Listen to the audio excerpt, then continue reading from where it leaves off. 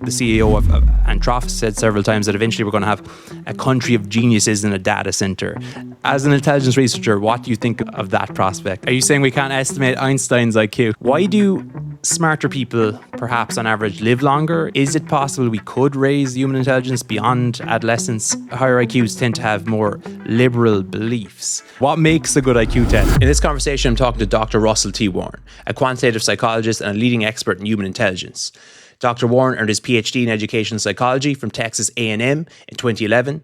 He went on to teach at Utah Valley University for 11 years, earning tenureship and associate professorship. He is the author of over 70 articles in peer-reviewed journals, and his book, which came out in 2020, is called In the Know, Debunking 35 Myths About Human Intelligence, and he's also won the Mensa Award for Excellence in Research. Dr. Warne founded and is chief scientist at Riot IQ, a scientifically rigorous online IQ test grounded in psychometric principles. And in this conversation, we discuss what IQ is, what intelligence tests actually measure, and why one of social science's most rigorous findings remains so controversial in the general public. Enjoy my conversation with Dr. Russell Warne. Russell, welcome. Great to talk to you. So just to begin, could you talk a little bit about yourself, your company, what you do, and your background, please? Yeah, I'm an educational psychologist by training. I got my PhD from Texas A&M University almost 15 years ago. I defended my dissertation. It'll be 15 years ago this Saturday. So I'm hitting that landmark. I'm really excited. I was trained in methodology, quantitative methodology, so statistics and applied methods of collecting data and analyzing data about human behavior. And one of my specialties was testing. And now I work for Riot IQ. We are an online intelligence testing company that has created the Reasoning and Intelligence Online Test, or RIOT. I'm the chief scientist for Riot IQ, and we're excited to make intelligence testing more accessible and relevant to the general public. That's fantastic. So we'll definitely get into that and the Riot IQ test, but just maybe for a bit of context, could you talk about just a little bit about the history of intelligence testing, when this actually begun, who developed the first intelligence test that was actually viable, and how it's progressed since then? Yeah, the first successful test was created by Alfred Binet and Theodore Simon in Paris. They weren't the first ones to try. The most famous person to try before that was Sir Francis Galton, but Binet and Simon were creating a test to identify children who were struggling in school. We today would call these children, we would say today that they should qualify for special education services, but we're talking about 1905 when they published their tests. The idea of a whole special education apparatus did not exist then, but they did want to identify children who needed additional help. And they wanted those children to get the help through the school system and not through the mental health system, which was not a very conducive system to helping children at the time. And so they created a test where they gave different tasks to examinees, and children who did worse than the average child of the same age were considered to be behind in school, and they were the ones who needed extra help. And it sounds really elegant and almost too simple to work. But the idea of, okay, this child is 10, they don't perform as well as the average 10-year-old, they perform as well as the average 8-year-old or 7-year-old or 6-year-old, therefore they need more help in school. It works really well. And it actually holds up true today. And so building on that, we now have, over 120 years later, all sorts of tests for all sorts of different populations, including our online test. It's a little bit ironic that people who try to shoot down IQ tests, I guess, push against it because it identifies differences between people. But the whole idea of an IQ test originally was to identify children who are struggling. So that seems a bit silly to me that that's how they target it. Oh yeah, there's always going to be some discomfort of, so-and-so did not test as well as they'd hoped. Maybe they are not as smart as they or their parents thought they were. I get that. And it's really easy to want to shoot the messenger.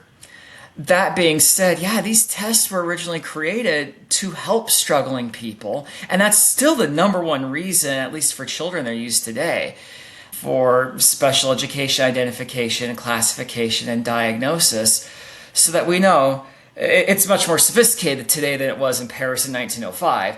But when a child's struggling in school, we give these tests to answer the question, is this a pervasive disability that affects everything in life, in which case that would be something like an intellectual disability, or is there a more narrow disability that doesn't impact other areas of their thought, in which case that might be something like dyslexia. And we often need an IQ test to be able to distinguish between these different kinds of disabilities and these different kinds of things that on the surface might just look like this child's struggling in school. We'll definitely get into some of those more narrow deficits in a while. Can we just talk a little bit about Spearman and the G factor? I think everyone wants to know about G because it's one of the main areas people are curious about. Yeah, Charles Spearman, man. He did more before he got his PhD than I will ever do in my career. He was a psychology graduate student. He's in a graduate program in London at the time. And he's working simultaneously at the same time that Binet and Simon are working. Actually, Spearman and Binet corresponded a little bit. They never co-authored, but they were aware of one another's work. And Spearman, while in graduate school, he is giving academic tests to a sample of children, typically developing children. So he's not looking at children with special needs. He's looking at children under typical developmental patterns. And he gives them a languages test, a math test, English, and a couple others, including what we call tone discrimination. He had a little barrier, and imagine a little toy xylophone, and he would strike different bars or the same bar to get either the same or different tones, and the child had to say whether the tones were the same or not. And the more similar the tones are, the harder this task is. We still have a much more sophisticated version of that task today, but you can still run tone discrimination tests today. And he found that children who did well on one task, like the languages test, also did well on other tasks like tone discrimination and Latin. And I would have just been satisfied with that. I would have said, well, that's a really interesting finding. But he said that, no, there has to be a reason why. What underlying cause results in people doing well in one of these tasks also generally doing well in the others? And vice versa. People doing poor in one task tend to do poor in the others. And he said, well, I think there's something underlying. I call it general intelligence. And he invented a completely new statistical procedure called factor analysis to identify this. And he said, given my results, could all of these commonalities be due to the same underlying ability or factor? And he found, yes, indeed it did. He called it a general factor and abbreviated it as G. And we still have G today, although we use a much more sophisticated version of factor analysis today. And so we call this G factor, this underlying common cause that results in people doing well in all of these different tasks. And we've replicated Spearman's results thousands of times. We do it on the Riot. I have 15 subtests that produce 16 scores on my test, and guess what? You could explain the commonalities among them with one underlying ability. It's the G factor, and we use factor analysis to find it. Again, a more sophisticated version. It's still around, and there's arguments about what exactly G is, but I say Spearman was right. It's general intelligence, and it's this ability that causes people to perform similarly on all sorts of cognitive tasks. Yeah, I always think that's really cool every time I hear it. So I guess in older writings, people talked about mental horsepower or mental energy. And then I think Ian Deary, when he wrote a book looking down human intelligence, he discussed perhaps mental speed and working memory.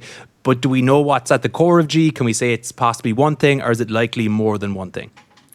Yeah, that's been a debate going on since Charles Spearman was alive. I've read articles from over 100 years ago, where people saying, well, what is G? Is it one thing? What is it?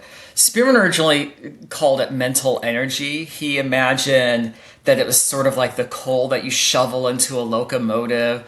I love looking back on that because it looks so quaint. That being said, in psychology, we fall into this pattern of thinking that the latest technological gadget is how the brain functions. And so, yeah, if you live in an era where a train is one of the most sophisticated pieces of equipment you'll see, you might think that, oh, the brain must operate like a train, and then later operate like a telephone switchboard, and then operate like a computer, and then the psychologists later were saying operated like the internet, and now today people are saying, oh, the brain works like artificial intelligence. No, the brain is not like a piece of machinery. And it's not like a piece of software. It's not like a computer program.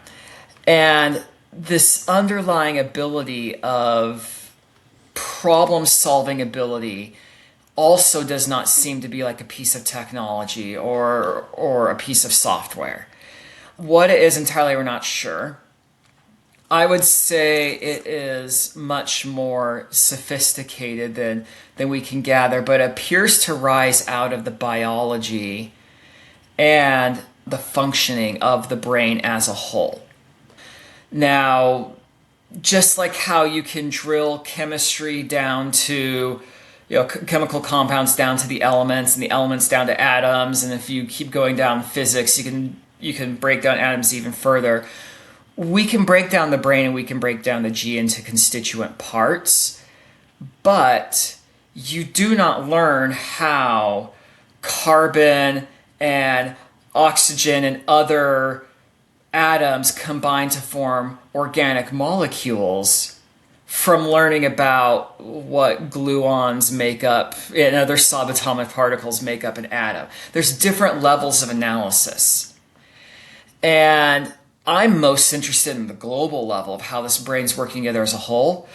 I have colleagues who are far more interested in figuring out how different neurons interact or how different portions of the brain are connected. They're more interested in the components and the lower level pieces where, okay, clearly G is made up of different portions of anatomy and different portions of the brain working together to form that coherent whole that I'm interested in up here.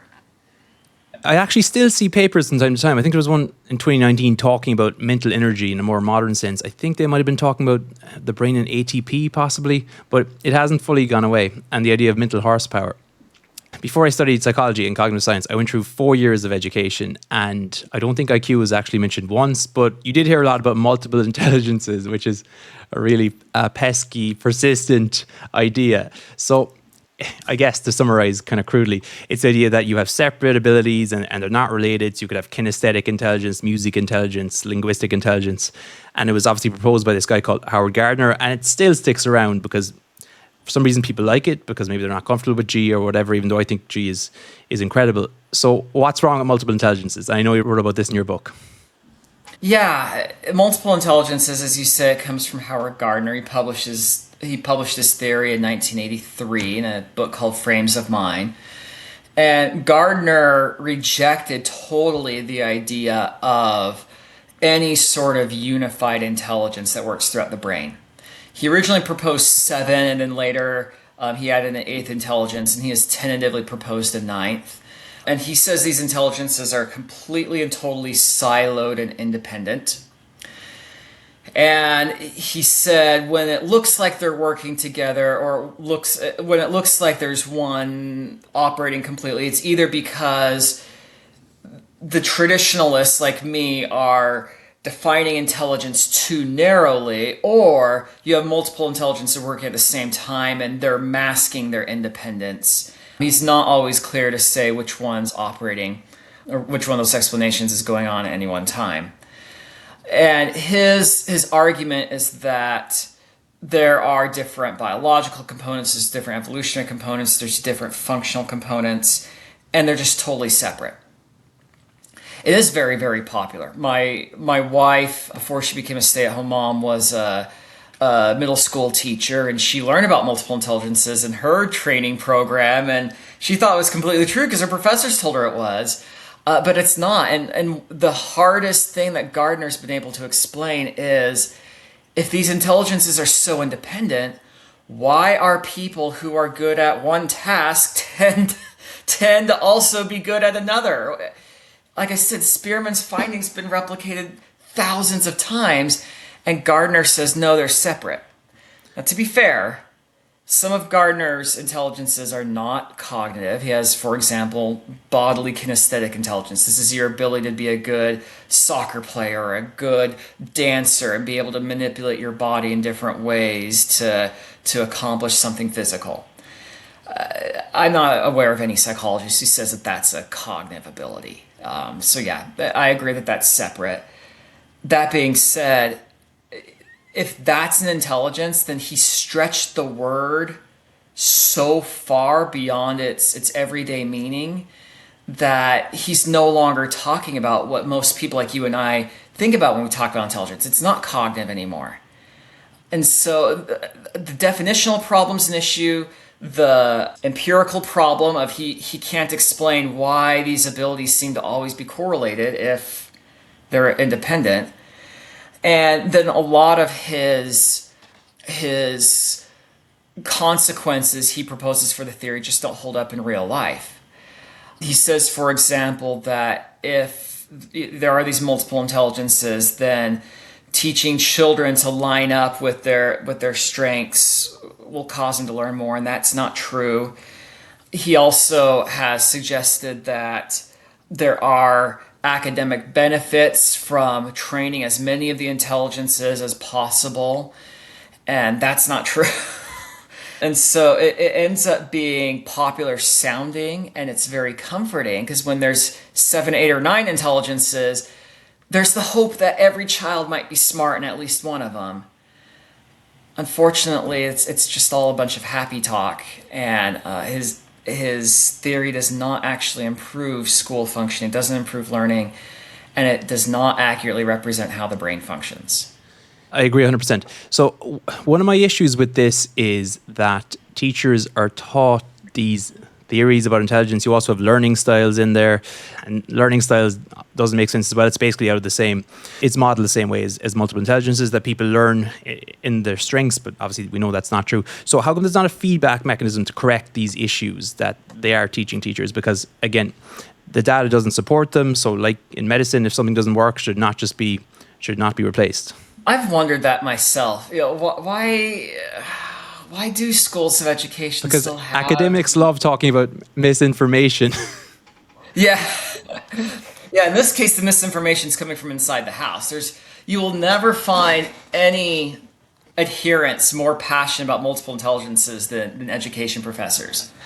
Yeah, why? I think some of it is part of the social sciences in general. That when a physicist is wrong, or an engineer, bridges collapse. When a biologist is wrong, medicines don't work. Or worst case scenario, when a physician's wrong, people get worse or die. Yeah, and multiple intelligences theory has been around for over 40 years. It's in all these schools. In surveys in the United States, 85-90% of teachers say that they've been taught it, they've heard of it, they try to use it when they can. There's been no bridge that's collapsed because of that. Quite frankly, as much as in the United States people love beating on the education system, our student achievement pre-COVID was the highest it's ever been in the United States. We're still recovering from our COVID setbacks, but it's not like I can say, oh, look, because of Howard Gardner, now there's millions of children who can't read. No. Honestly, teachers struggle to implement multiple intelligence theory in day-to-day functioning. It's hard to create a lesson plan, let alone lesson plans for your whole day, everyday teaching. Imagine creating lesson plans for all 8 intelligences. Okay, for these 3 students who have strong bodily kinesthetic intelligence, here's the lesson plan for them. For these students with high logical mathematical intelligence, here's their lesson plan. Oh my gosh, no teacher does that. Yeah. So yeah, they may love it, they may adhere to it. Do they use it? Probably not as much as the naysayers like me sometimes think. So I think some of it's just because there's no real world mechanism that causes it to fail in really noticeable, obvious ways. I think the other issue is that, and take it from someone who spent over a decade in academia, unlike the feedback loop from business, for example, when your ideas don't work in the ivory tower, there's usually not much bad that happens to you. You're usually not forced to correct. And Howard Gardner himself is a perfect example of this. He published Frames of Mind in 1983. That was the year I was born.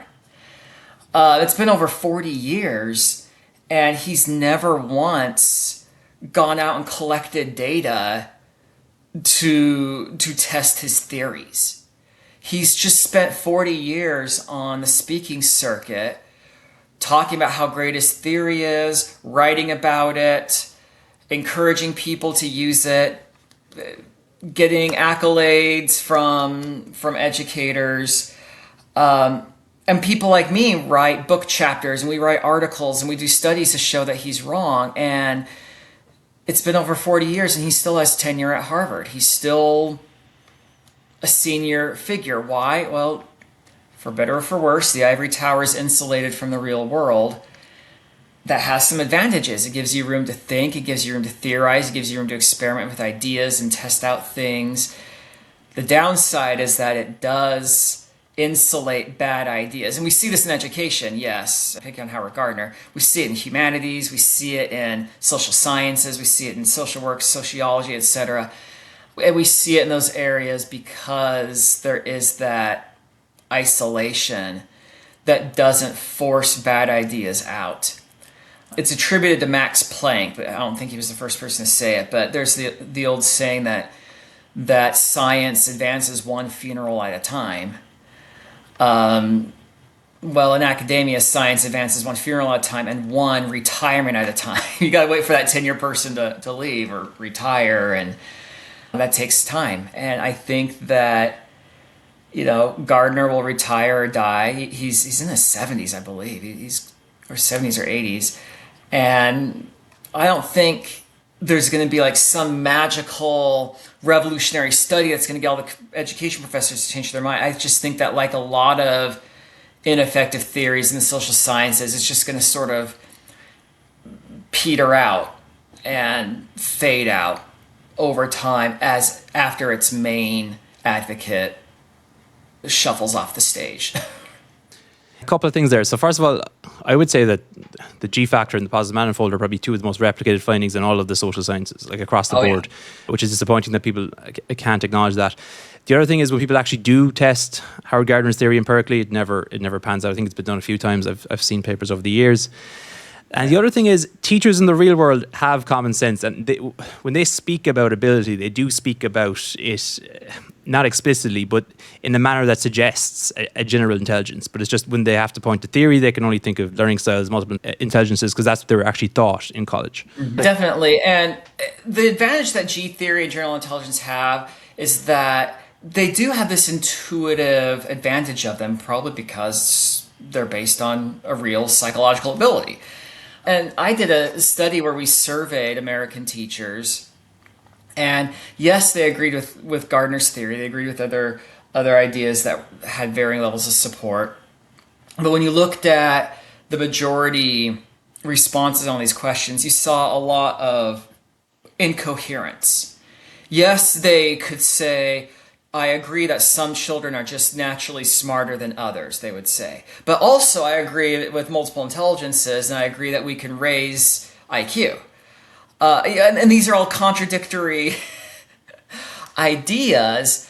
And so I don't really blame non-experts for having contradictory ideas about something they haven't been taught very well about and they haven't read a lot about. But yeah, even if they're not all in practice on Gardner's theory, often teachers and principals are acting as if they are understanding, at least intuitively or implicitly, that there is a general intelligence and some kids are smarter than others, etc. You wouldn't have an honor roll if you didn't think that some people are smarter than others. You know, even if you think that that's purely from their education and their training, you still wouldn't have rank ordering your students to be valedictorian or be on honor roll unless you intuitively believe, hey, how well you do in English and math and science can be combined in ranked order from best student to worst. They might not say IQ when they do it at all. They're acting implicitly under G theory, even if they don't realize it. Just to bring us up to date, the modern, I guess, consensus model of intelligence is the hierarchical model of intelligence. And this does actually acknowledge sub-skills, even though we don't call them multiple intelligences, but there is different, on stratum, is it 1, I think, you do have these different sub-skills. So if you could just talk about how that's structured and how it works in a modern IQ test. Yeah, so one of the reasons we had a debate throughout almost the entire 20th century between Spearman and other people was, hey, is this general intelligence one thing or it's multiple? I already told you there's different levels you can look at it. But one thing that was very clear, even not too long after Spearman invented factor analysis, is that one thing that's really, really clear, even during Spearman's lifetime, was that one ability does not explain all of what we see in the results of these cognitive tasks. We still, even after you control for general intelligence, we still find some tasks are more related to one another than others. We see this with verbal tasks, for example. Being able to define words is also much more closely related to being able to answer trivia questions about the world. Like, do you know what the capital of Italy is? Those are much more closely related abilities than vocabulary is to, for example, 3D navigation. And so we started proposing in psychology what are called secondary factors. Factors that explain that remaining commonality that was independent of G. And for a lot of the 20th century, there was so much debate. Is there just this general intelligence, or what's going on? Is intelligence this marble collection of secondary abilities? Da da da da da. Our consensus today is that both camps were right, and that these cognitive abilities form, as you said, a hierarchy. At the top, we have general intelligence. That's the only ability that seems to be used in every single cognitive task that people encounter. And that's that G ability, the one that I'm most interested in. But below that, we have a stratum of these secondary abilities. And they are things like fluid intelligence, which is the ability to solve problems without a lot of context or background and identify patterns on your own. We have verbal ability, we have spatial ability, we have processing speed. We're still in arguments in psychology about how many of these secondary abilities we have in this second stratum. But it's definitely 5 or 6. I've seen people propose 20. But the idea is that these secondary abilities help us with more specific tasks. In writing a novel, you're going to draw on, yes, your general intelligence, but also a lot of your verbal ability. If you're a chemist and you need to imagine how atoms are going to combine to form a three-dimensional molecule, or if you're a microbiologist, how do they combine to form a protein or whatever, you're going to need your spatial ability in addition to your general intelligence. And so we have this hierarchical model. We say, okay, we have intelligence at the top. It influences your performance in these broad secondary abilities, which in turn influence your ability to respond to and perform well much more specific, narrow tasks, like that vocabulary knowledge. And so they're all interconnected in this hierarchy. And the higher up we are in the hierarchy, the more general the ability is, the more tasks it's used in, And also, the more genetically influenced it tends to be, the lower an ability is in the hierarchy, the more trainable it is, the more environmental influenced it is, and the more narrow it is, and the harder it is to transfer that ability to other tasks. Certain subtasks are probably more, you could say, G-loaded than others. And I actually think vocabulary is quite G-loaded, which is interesting because it seems like something that, as you said, would be teachable. Like you could just pick up more words. So how does the idea of something being G-loaded actually work? Or maybe we don't fully understand it. So G-loading is the term we give to a measure of how well a specific task measures that general underlying intellectual ability. And tasks differ on how G-loaded they are. High G-loading means it's a very good measure of intelligence by itself. Low G-loading means not so much. On the Riot, yes, one of our most G-loaded tasks is the vocabulary task, where we give people a word and we say which of these 5 options has the same meaning. It's just a synonyms task. It's very simple. That loads much better than, for example, our what we call a symbol search task. In that one, it's a speed task. Every single question is the same. It says, which of these 2 symbols, and it presents 2 simple black and white symbols, is the same as, sorry, not which of these 2. It asks the same question. It says, do either of these 2 symbols match one of the 5 symbols below? And they're all black and white simple icons. And all you have to do is just say yes or no. If one of those symbols at the top is the same as one of them at the bottom, you say yes. If not, you say no. Even people with severe intellectual disabilities can do this task. The difference is how fast it is. It's a good task, but it's not as G-loaded as general intelligence. And so, as vocabulary. So if you only have to have one task to try to measure someone's intelligence, the vocabulary one's way better than symbol search. But each of them taps into some of that secondary ability that the other doesn't. So that they both have their place. And I think they're both valuable for what they do. And G-loaded abilities, yeah, they tend to be very trainable. You can train the symbol search task pretty easy. I'm not going to tell you how. I don't want people to be able to cheat and boost their score on there. Vocabulary, yeah, you can sit down and memorize words, and their definitions, but without the actual list of words, you don't really know what to study. And this is especially true in English. English has the largest vocabulary out of any language. It's very gray. I love it. Because we have, and we're so shameless about borrowing from other languages. We actually have pretty advanced vocabulary that has way more synonyms out there than other languages do. I speak Spanish, and English is way more versatile in its vocabulary. Wow. And so, okay.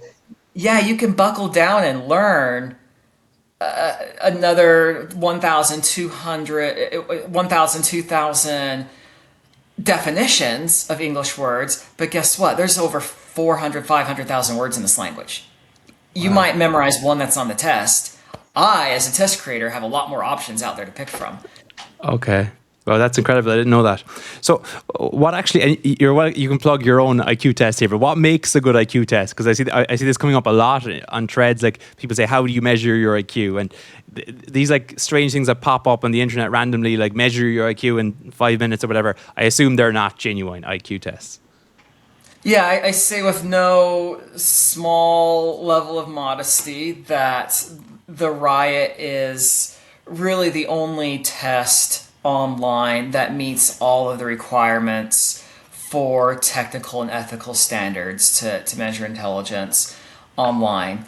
It does not replace the gold standard tests like a Wechsler test or a Stanford Binet, which are given face-to-face by a psychologist or another trained professional. But there's a lot of intelligence tests out there. They have a lot of commonalities, but they also have their differences. There is no one test that is best for all examinees in all situations.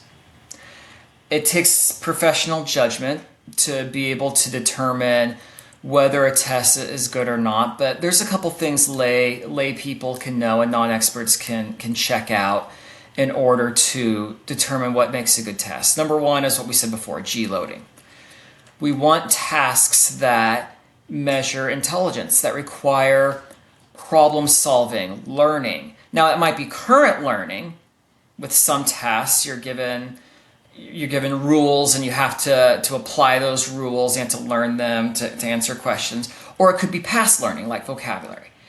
But learning, reasoning, cognitive decision making, you want tasks like that. I don't expect your average listener to be able to know exactly how G-loaded a task is, but you want tasks on there that do require you to think. So that's number one. Number two, I would say you need evidence that this test is being created by someone with training. It's really tempting for lay people and outsiders to look at an old test or look at released tests, to look at tests they might have taken before, or to get a hold of a test they're not supposed to and say, oh wow, this is so easy to do. I gave you the example of the vocabulary task. Oh, how easy is this? Just grab a bunch of words from the dictionary and find their synonym and a couple choices and voila. I have a vocabulary test just as good as the Riot's vocabulary test. It's not that easy. Creating a test is very difficult. It takes graduate level training. And it's more than just writing some questions. There's a lot of sophisticated analysis behind it. So honestly, one of the first things you should look for and try to figure out is who created this test. Do they have the credentials? And for almost all tests online, the answer is no. And in fact, a lot of them, it doesn't say at all who created it, which is a huge red flag. If you don't know who created this, there's no accountability. And so that's another thing to look for is who's behind this? And then number three is there any evidence that they've gathered data about how this test functions? You can search for a test name in Google Scholar. If there's articles out there that have used the test, then that's evidence that there's been peer review on this test and its data and it's working how it should. Is there a technical manual? Are there technical reports about it? These non-professionally developed tests don't have any of that stuff. And I don't expect people to read a test manual. You just need to know it exists. You need to say, okay, yeah, someone with a PhD created this test. They probably know what they're doing. You're going to filter out 80 or 90% of the low quality tests just by looking for those two or three things. That's definitely good to know. Now, I think I read in your blog that in your data, you've seen that these cognitive profiles emerge, where even though you obviously have the positive manifold, you do have strengths and weaknesses that can be fit into these kind of profiles. So could you talk about that and how that actually works? Because I found that very interesting. I don't think I've seen that before. I read it in your blog. Yeah. Again, I love IQ. I'm an IQ guy. I look at that big picture, but you cannot ignore those secondary abilities. And one of the really strong pieces of evidence we got out of the 20th century is that the combination and the level of a person's secondary abilities in stratum 2, that matters a lot. Especially for things like career planning, choosing a college major, etc. People tend to do well in tasks where they have strengths in those secondary abilities. That's true on a test. I will say my verbal ability is pretty high. I've written 2 books, so it probably is. So I do really well on verbal tasks. My spatial ability is awful. I would say that about mine too. I grew up in the Mountain West in the U.S. And always, everywhere that I grew up, until I was almost 18, everywhere I grew up, the big mountains were in the east, the little mountains were in the west, and all you had to do to know which way north, south, east, west were was look out a window. Okay, there's the little mountains; those must be west. So therefore, I'm facing. And so my spatial ability is really bad.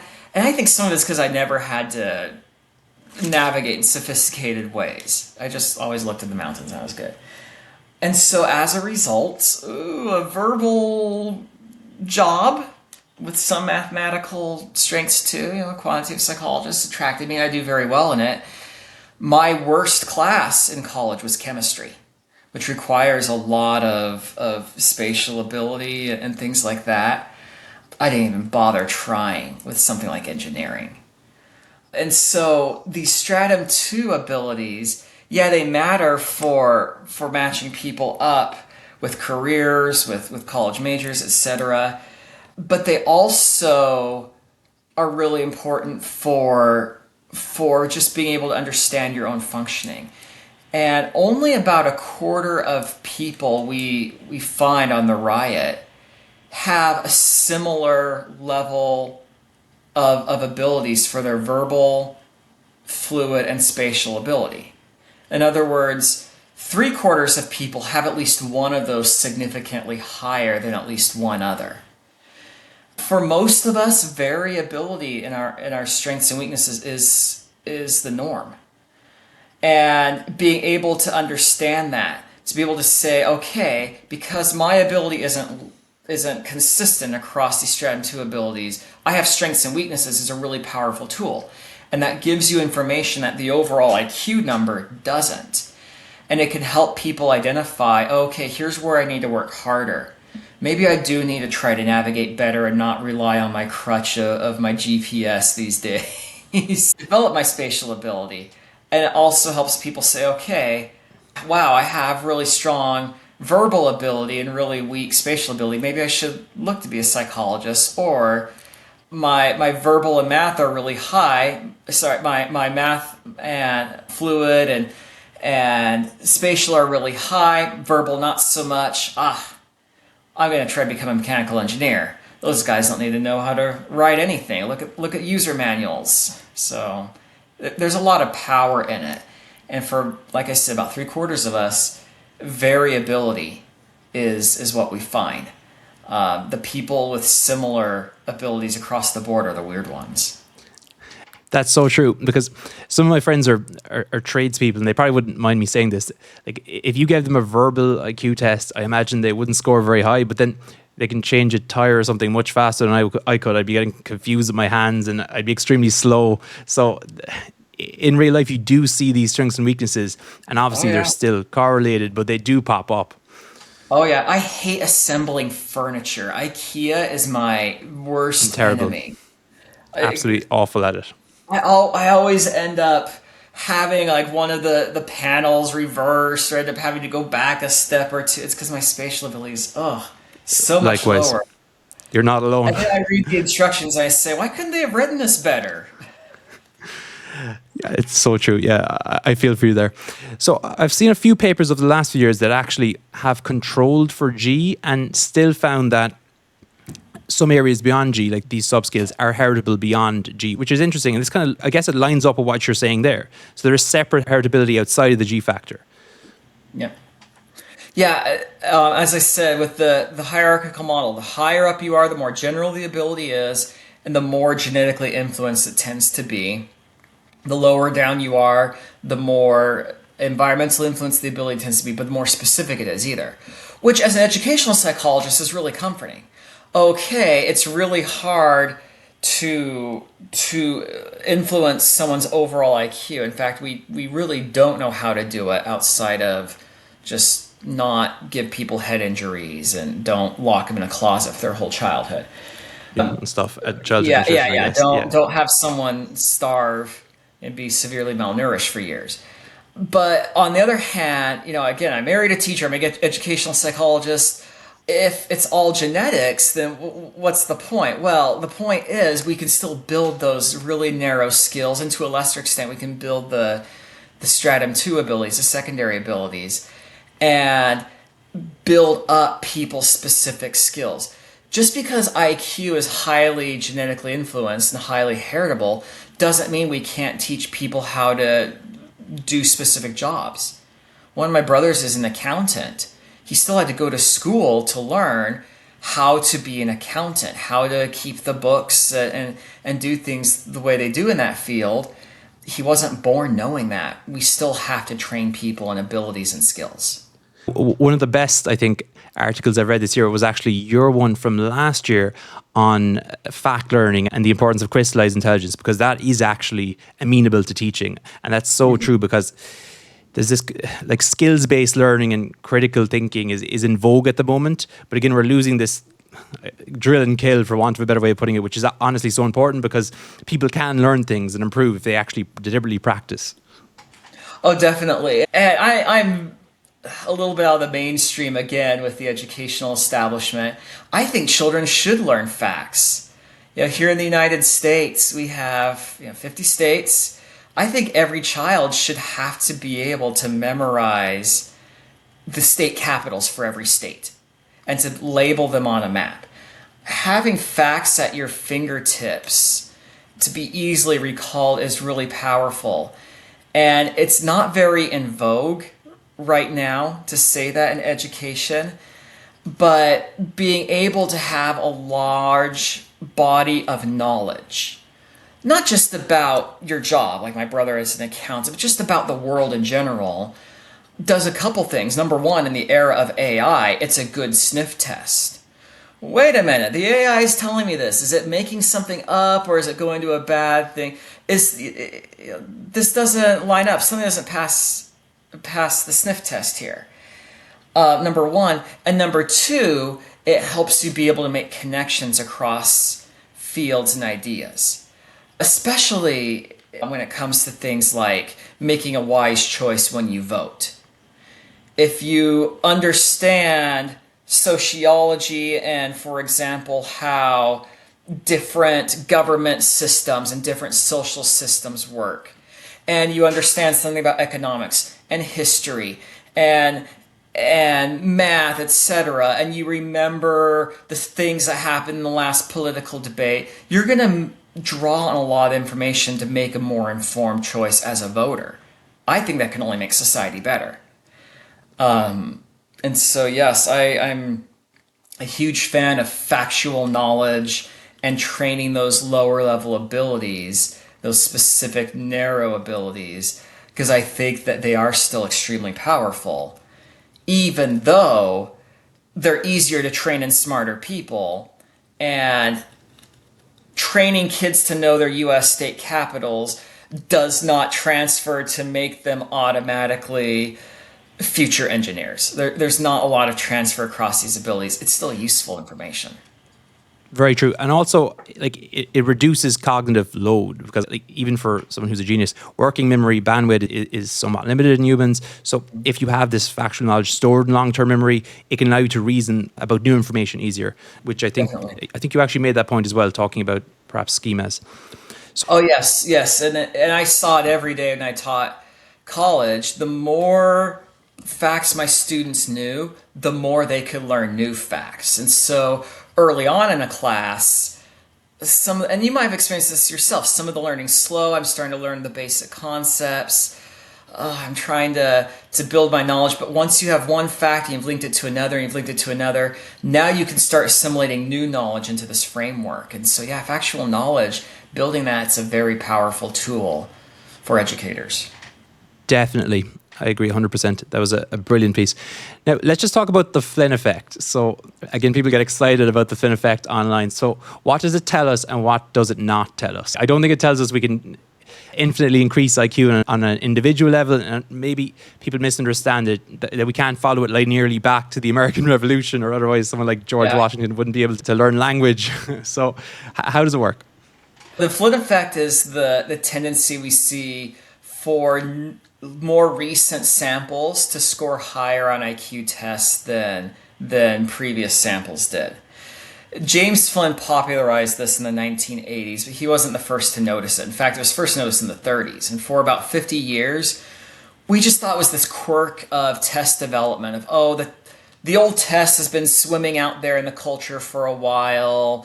Some of the questions got filtered into schools, or maybe people are cheating or whatever. We need to update our tests every so often. James Flynn showed us that no, this is a regular phenomenon. It occurs on every test. He originally found it in the US, expanded it to Australia and Europe and Canada. And since then, this phenomenon of higher IQ scores for more recent samples has been observed in every country where we've looked for it, where we have suitable data. East Asia, India, we find it in sub-Saharan Africa, it's in South America, it's in the Caribbean, it's everywhere. And so when Flynn brought this to people's attention in the 1980s, there was the legitimate question of, what does this mean? Does this mean we're smarter than our grandparents? And it was an increase on verbal tests of about 3 points per decade, on nonverbal tests about 5 points per decade. And if you extrapolate this out from the 1980s when Flynn discovers this to Binet's era, 1900, you're talking about a 24 to 40 IQ point difference. That's huge. 24 points, that meant that someone who's average in Binet's era would score 76 in James Flynn's era, and even lower today. 70 is the old cutoff for an intellectual disability. So you're saying that the average child in Binet's era was only 6 points above having a disability? That just seemed really hard to believe. And you're right, if you extrapolate it further out, you're starting to say that the average person in Shakespeare's era had such a severe disability that they couldn't master language or go to the bathroom by themselves. And I don't know about you, but I think that the guy who wrote Hamlet probably had an audience that could understand language. Otherwise, Thomas Jefferson's ideas would have got nowhere. No one would have read the Declaration of Independence. Wouldn't have gone anywhere. And so clearly, this wasn't a real increase in intelligence. And now today we know that there's a couple things that cause it. One of the big ones is that tests are designed to measure these abilities, but over time, we sometimes get an increased, or now these days, sometimes a decreased match or alignment between what's on the test and what society's training people for. So if you look at these really old tests from Binet and Spearman's era, 1910s to 1940s, there's a lot on there that's just about pattern recognition, verbal abilities, and these are exactly the sort of things that we started teaching more and more in school. And throughout the world, but first in wealthy countries, what did we do at the same time? We started sending people to more school. And so as they went to more school, being taught the sort of general concepts that they found on the tests, lo and behold, the IQs went up. It didn't necessarily mean that people were smarter than their parents and grandparents. It did mean that they were trained to answer the questions better than their parents and grandparents had been trained. And starting in the 90s, we start seeing a stopping or even a reversal of the Flynn effect, where scores are pausing or sometimes even going down a couple points. Do you think that's because of a change in teaching style, where we emphasize this skills-based and student-centered curriculum? Yeah, and sometimes it's not even that sophisticated. One of the best studies came out last year. It's looking at the Norwegian data, where from the 1950s to today, they're using the same questions and the same tests for their conscription candidates in Norway. And in the 1950s, one of their subtests involved a lot of hand calculation with math. And starting in the 90s, the schools in Norway allowed calculators to be used in math classes. And today, not just in Norway, but in the US and other countries, math reasoning is seen as being very important, much more important than math calculation. Well, guess what? On that 1950s math calculation test, scores have been decreasing for 70 years. Young people in Norway today are much worse at hand calculation than their parents and grandparents were. And so they see a Flynn effect reversal there on that task, So because that's like a there's now cognitive offloading issue. So you're offloading a cognitive skill. So you're not learning it. It's not becoming deeply embedded. and when it's still on the test, lo and behold, you do worse. And so for most of the 20th century, the reverse was happening. People were going to more school, they were learning about the sort of things and underlying concepts that the tests measure. And now we're starting to get, at least on some tests in some countries, in some places, a mismatch, and now the scores are dropping. It really is not an actual increasing or decreasing of intelligence. It's actually just a change in how well the test is aligned with what people are learning. The big consequence is that it has taught us that an IQ score from the past is probably not comparable to a score from the present without us doing some sophisticated statistical analyses to determine whether those scores are comparable or not. And so, no, we can't look at the 85 average IQ that someone from a generation ago would score today and say, wow, our parents are so much dumber than we are today. No. Scores from the past are not comparable to scores today. And it means absolutely nothing for the individual. Doesn't mean anything for the individual examinee. They're not taking it. Are you saying we can't estimate Einstein's IQ?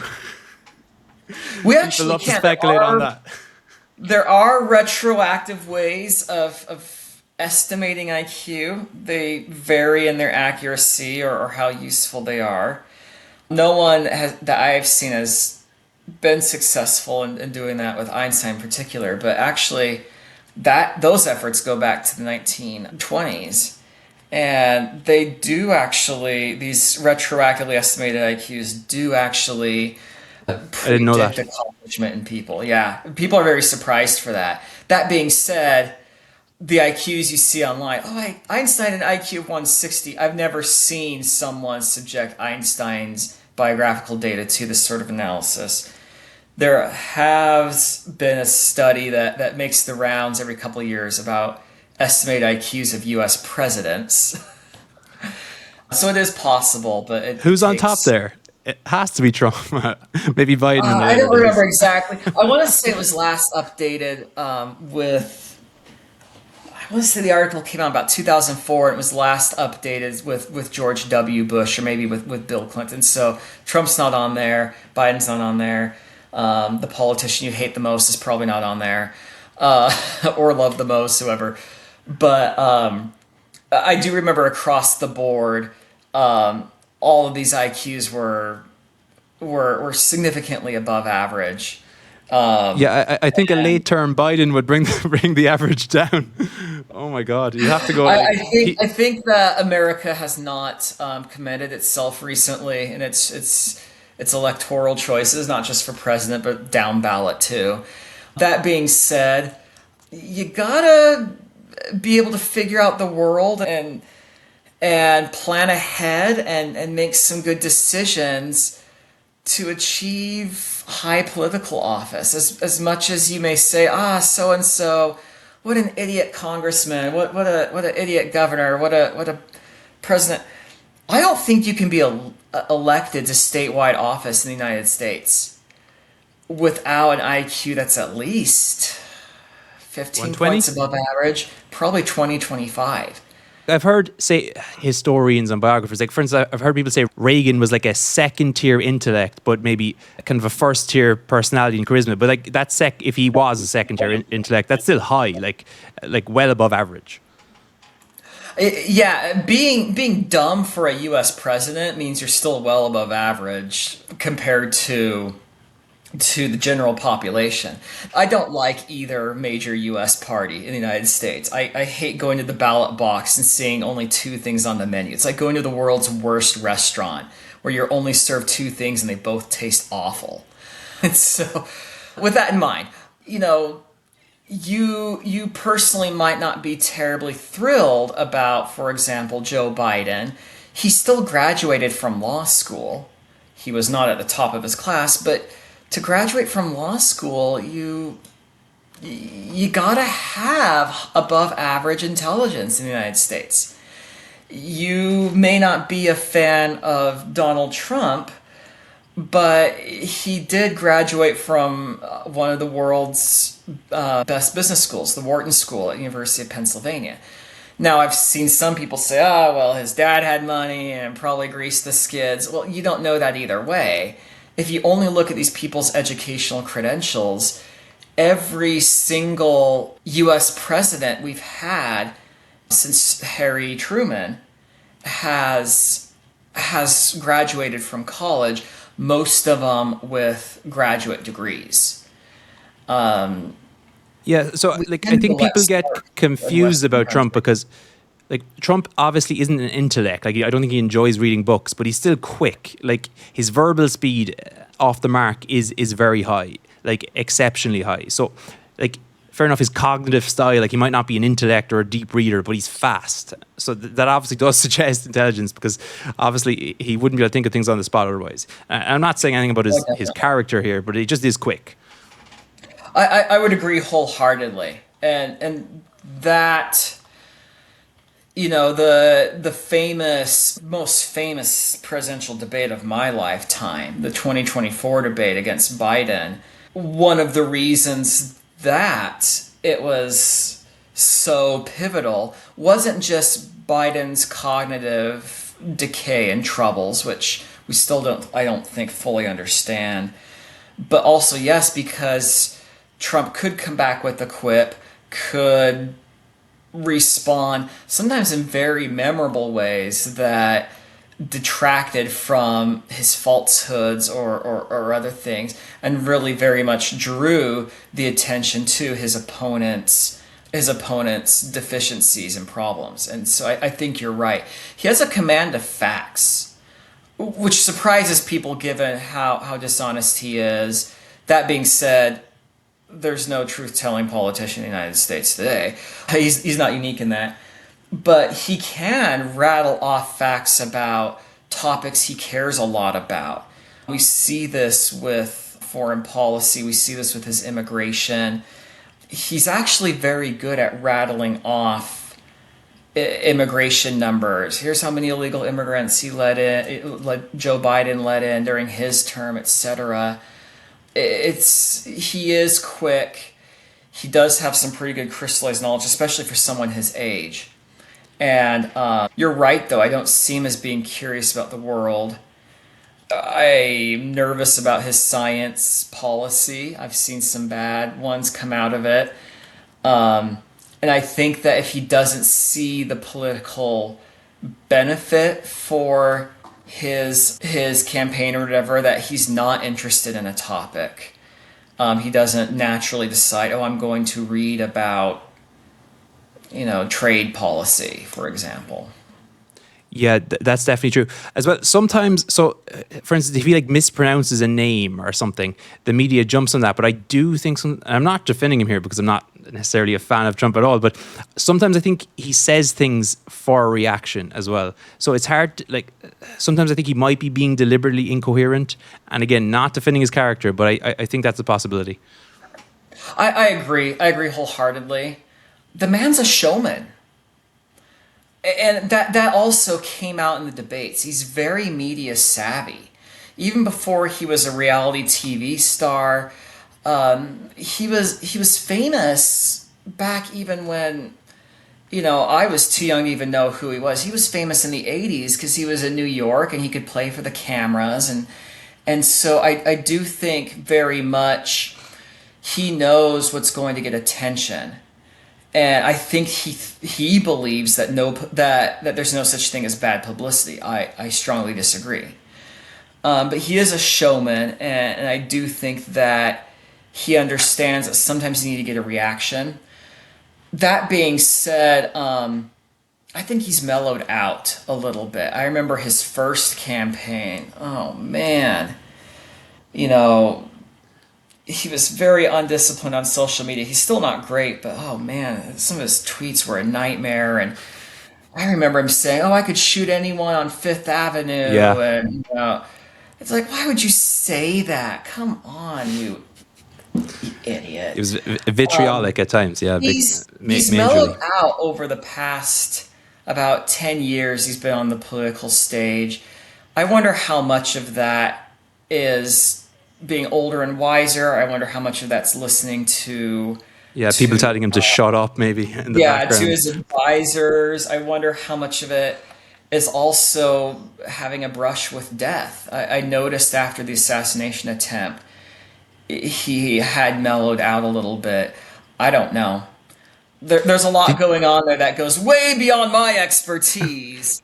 I remember an Ian Deary paper from 2008 that said that I think found that people with higher IQs tend to have more liberal beliefs, and I was kind of thinking like sometimes liberal beliefs aren't necessarily very intelligent. So I wonder what's going on there. Maybe it was the time period because obviously liberal beliefs might have went off the charts a little bit from 2018 to 2023. So maybe 2008 liberal beliefs were more acceptable to maybe an intelligent person. We see this, and it varies across countries. It varies how you look into it. In countries where you have Belgium's a good example. You know, all these political parties and every single government going back 150 years has been a coalition government, and no one ever gets a majority. It's much messier to measure that. Whereas in the U.S., again, we have functionally two choices. It varies in how these things are measured.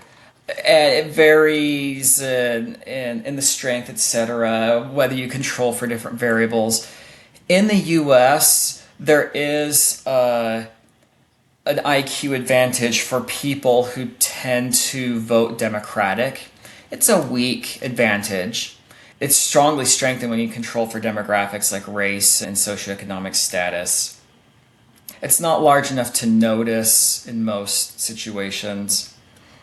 But when you break down specific topics, you tend to get higher IQ people subscribing to more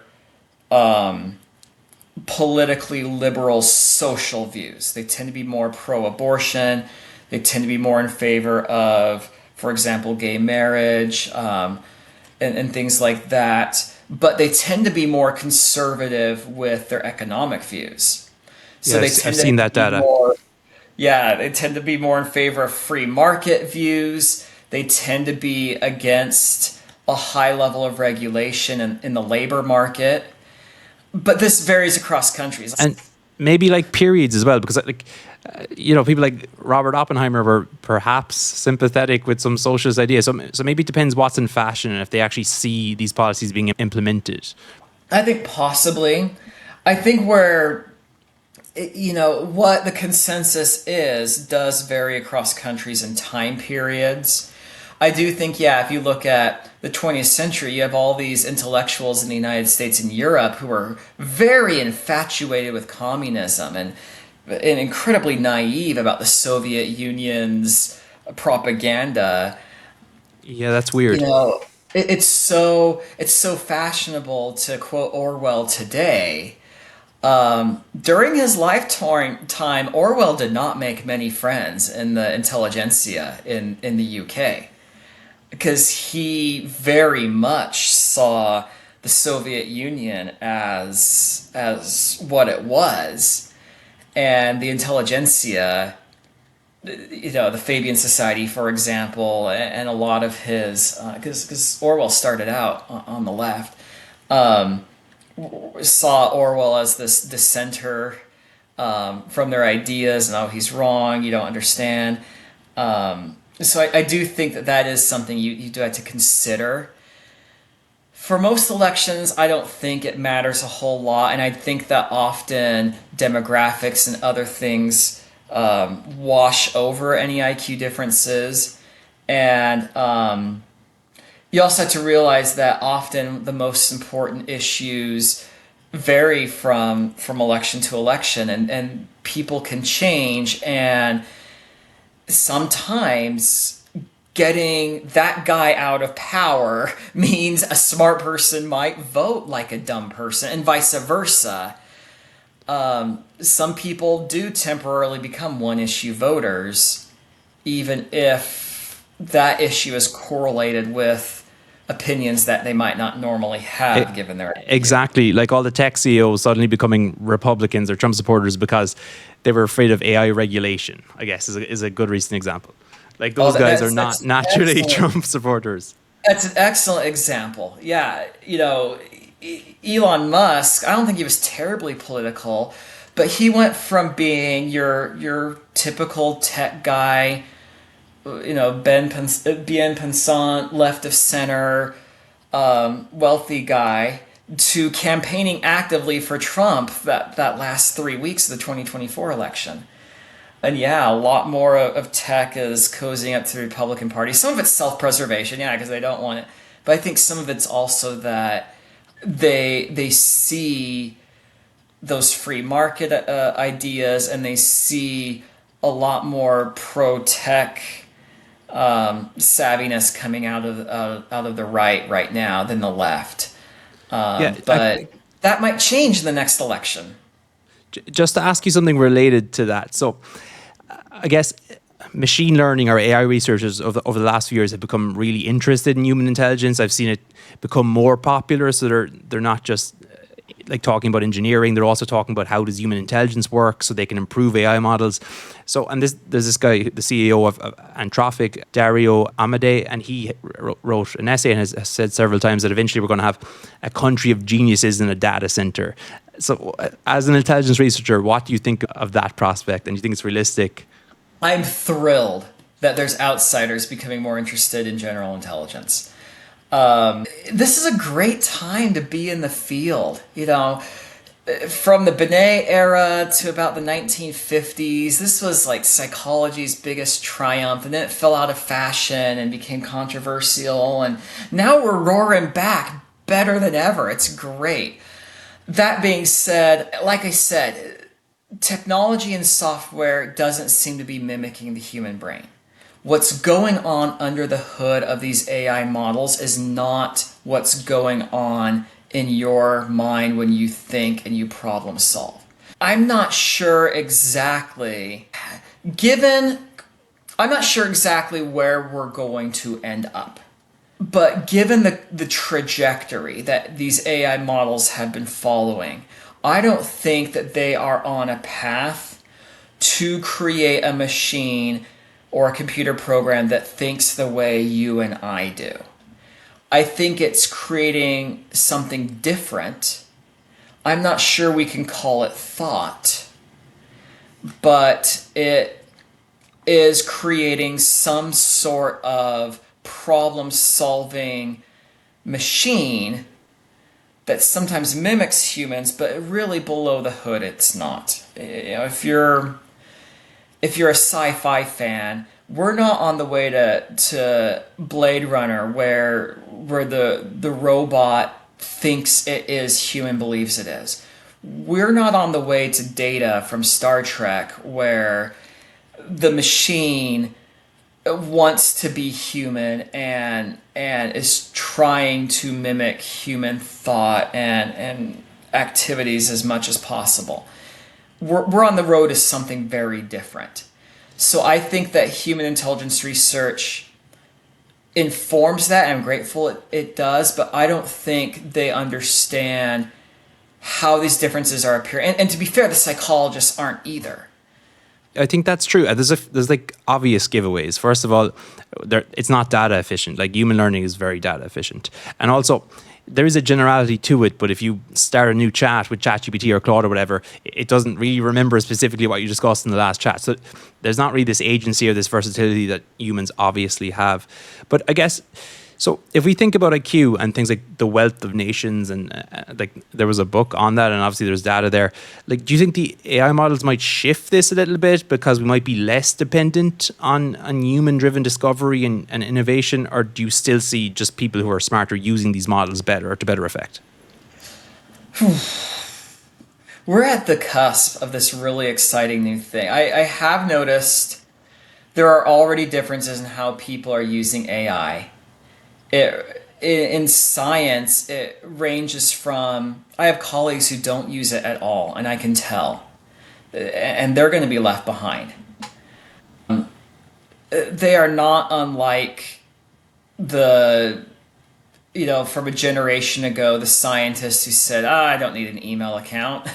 I don't need to use this internet thing. I can still read my paper printed journals. No, they eventually joined or retired, and. But I see people I look at it, it's like, man, these tools have been out for now 2 years or so to the general public. Get on board. And then I see, I'm in the camp of I'm using it to make my work more efficient. Again, to use the email equivalent, it used to be that if you wanted to submit a manuscript to a journal, and I've heard stories about this from my old professors, you actually made 3 physical copies and you sent it in the mail to the journal, and the journal editor got it in the mail a week later, and then he mailed those, incredibly slow. Well, email makes that so much more efficient, and journal submission systems and websites, they do the same thing more efficiently. That's how my science works right now. But I already have colleagues who are saying AI is making new discoveries. It is like having a smart, very efficient colleague / co-author that I have to check. And I think that those are going to be the people making revolutionary changes. And I hope their numbers grow. And I'm trying to join their numbers. I'm starting to do work on using AI to create intelligence test items. I'm starting to use it to do analyses I wouldn't be able to do otherwise. But there are people I saw an example in economics where they just told Claude, here's a data set. I want to look and do some labor market analysis stuff, and Claude spat out a paper several hours later. The person had to check it. You can't just follow these blindly. So you still need expertise. But the idea of writing a paper in a day, mind-blowing. It's actually incredible. So we might become more like overseers, I guess you could say. Just a couple of quick questions before we finish. So why do smarter people, perhaps on average, live longer? Is it like the parsimonious thing where they just make better health decisions, or is it something like systematic integrity, which I've seen, again, maybe Ian Deary mentioned, I think, in one of his books? That's a finding that's been going back decades. Smarter people live longer, yeah. And that's a surprising one to people at first. And for a long time, we didn't know. My opinion is that there are multiple reasons that smarter people live longer. One that we know for sure impacts it is shared genes. Some of the shared genes that make some people smarter than others are also the same genes that make those same people live longer than others. Now, we don't always know what those genes do. We don't know if it is that those genes help you build a healthier brain and a healthier body in utero, or whether it helps keep up the biological system over the course of a lifetime. We don't know how genes are doing this, but we do know that partially one of the reasons is genetic. Some of it is, though, that smarter people are better able to learn about what it takes to be healthy and apply that in their daily life. One of the people who did a lot of work on this in the 2000s and late 90s was Linda Gottfredson, a sociologist. And she had a saying that every one of us is our own primary healthcare provider. Even if you're not a physician and you have no medical training whatsoever, when you start getting an ache or a pain or a symptom, you yourself are the first person has to figure out, is this a problem? Is this something I need to go to the doctor for? Is this something I need to take care of myself about, etc.? And so some of it is that. And one of the best studies ever comes from Ian Deary's Scottish Mental Survey data set, where they had IQ data from age 11, and they followed these people into old age.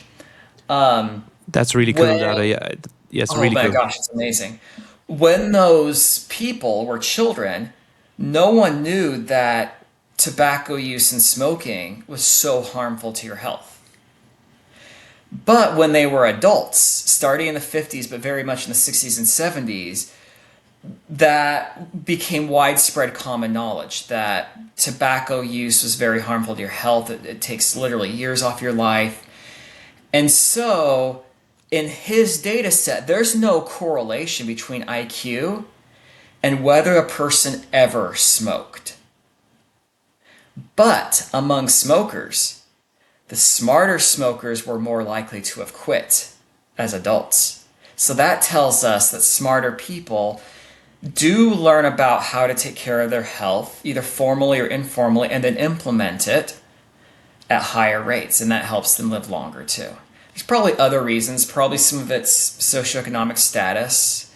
You know, if your IQ is 130, you're probably not working a dangerous job as a coal miner or, or a construction worker where you might die in a workplace accident. You might have better access to healthcare, et cetera. I think it's a little bit of all these things. If you have a higher working memory, you might be able to kind of, in the moment where you're tempted to eat a cake or something, you might be able to remember why you should not do that, or your goals, or to stick to your goals. You might just have a little bit of a bandwidth might make a difference there at the micro level. Yeah. So last question, and we'll finish, and you're really good for giving me so much time. So I've seen a lot of people ask this, like Richard Heyer, I've seen him try to answer this a few times. It's tricky. Like, say 10, 20, 30 years down the line, is it possible we could raise human intelligence beyond adolescence? And if so, what would be a viable option? So I've asked AIs to answer this, and they give different answers. So again, it's very speculative, but if you had to pick an option. On the one hand, no one knows the future. Let's just get that out of the way. That being said, I can see some trends. Raising intelligence has been a major goal of a lot of people inside and outside this field since long before I was born. And there have been a lot of efforts since the 1930s, I want to say, maybe even earlier, to do so. And assuming you are not in a neglectful environment, assuming you live in a wealthy country, in a non-neglectful environment, don't really know how. We know that environment does matter, but we don't know the specifics. And a lot of the stuff that raises IQ, we're already doing as a society. We know, for example, that sending people to school raises IQ. Well, in wealthy countries, we already have universal education. We already send everyone to school. So, putting those things aside, beyond those issues, okay, there's a lot we don't know. But I think that for raising specific people after adolescence, raising their intelligence, I'm skeptical that there's going to be any breakthroughs in the next 30 years. From the environmental side, if there were some easy way to make adolescents or adults significantly smarter, I think we would have found it by now. We've been looking for, a century. If this were an easy solution, we would know. Yeah, I think that's definitely true. So we have to think really futuristically. Yeah. There are things biologically going on. I know some people who are hopeful about biohacking. There are some people hopeful about the possibility of some sort of electronic brain implant. Maybe, but it would be something that operates on the biology of the brain. I do not think that there's going to be some educational program or app or something that works with people consciously. I think whatever it is going to be in the brain. You're giving a lot of people second thoughts about brain training here. the gold standard of raising IQ. But that's talking about individuals. Now, if you want to talk about society, we already have embryo selection here. This is a process that occurs with in vitro fertilization where shortly after an egg is fertilized by a sperm cell, we can actually use some of the cells that slough off in the first couple weeks of development, and we can actually genotype those cells and make predictions about health and things like height and whatnot. But we can also make now predictions about IQ. Prediction which are surprisingly strong.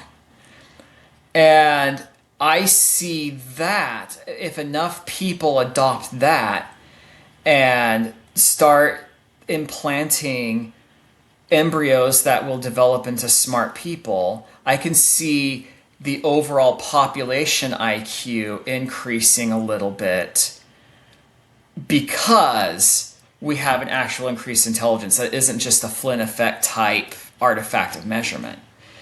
I've talked with experts about this. I've read into it myself. I don't think we're going to reach a point, definitely not in my lifetime, where embryo selection and things like that are so widespread that it increases in one generation the average IQ by 15 points. Making a baby the old-fashioned way is too easy and too fun. I don't think that we're going to ever have in vitro fertilization represent a majority of children born, at least not in the next 10 to 30 years. But that being said, I think enough people will do it, especially as the technology gets cheaper, that, yeah, there might be 5-10% of children born in the next generation with an IQ boost of 3, 5, 8 points, and that might be enough to raise the population IQ a point or two. And so that's not the same as making adults smarter, but it is making people smarter. And I have some colleagues who are very gung-ho about it. I have some colleagues who are very cautious about it. But that's already here. The barn door is already open. On that one. I've heard people say that if it was that easy to do it, evolution would have discovered a way to do it. And I've heard even transhumanists say that like head size is obviously a factor here, so that could be limited by the birth canal. So like would all of these babies need C-sections? So there's a lot of things, a lot of moving parts here. Oh yeah, definitely. And you know, there are ethical and scientific and other questions that are still unresolved about it. But it doesn't change the fact that there are literally hundreds, perhaps already thousands of babies who have already been born who have been subjected to embryo selection. Not every parent has chosen to consider IQ in choosing which embryo they're going to use. But the research from behavioral genetics shows that generally, as I said earlier, healthier people tend to be smarter, etc.